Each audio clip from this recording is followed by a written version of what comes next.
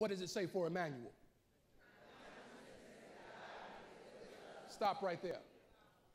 Stop right there. What does it say again? It's the consciousness that God is with us. The angel of the Lord said to him, and you shall call his name Emmanuel.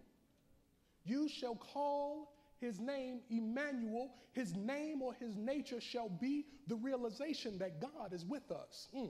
Now you see, when you're faced with a dilemma, when you're in the middle of the storm, you can't always ascertain the realization that God is with you. When your body is in pain, you don't always know that God is with you. When your bank account is convulsing, you don't always know that God is with you. When your pockets are low or your relationships are strained, you don't always know that God is with you. But what you have to do is you have to trust that, just as we sang earlier, that God has seen to it that he will never fail you and he will never forsake you. You are the beloved in whom God is well pleased, but you have to be willing to trust him and you have to know who you are. When you know who you are, you stand on your own big spiritual feet. So you can't use anybody else's spiritual feet. See, their shoes might be too big or too small. You have to find your own shoes. And when you stand in your shoes, you might have to get your own socks. And when you put your own socks on, you might have to get your own pants. And when you put your own pants on, you might have to bring your own gift, whatever it is that you are called to bring to the collective experience called living. Nobody can bring it but you. But you have to be willing to do your part. See, there's a gift that you bring.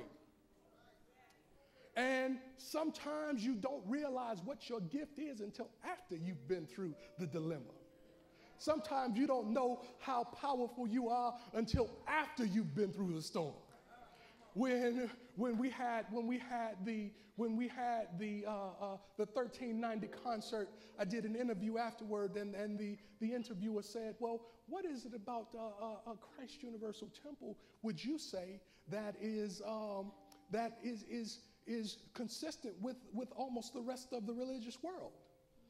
And I said to her, "Well, we just heard the young man sing a song, and the song was called Spiritual. And the lyrics to the song go, you're not a natural being having a spiritual experience, but you're a spiritual being living this natural experience." And I said to her, when he sang those words, it resonated with me because we've been saying that for 55 years.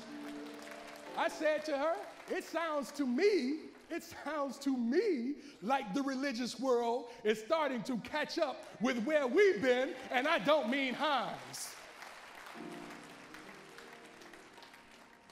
And so in closing, I just say to you that you are a spiritual being living in a spiritual universe governed by spiritual law, and the way that you bring this forth, the way that you birth this expression is by allowing the Christ to shine forth in you.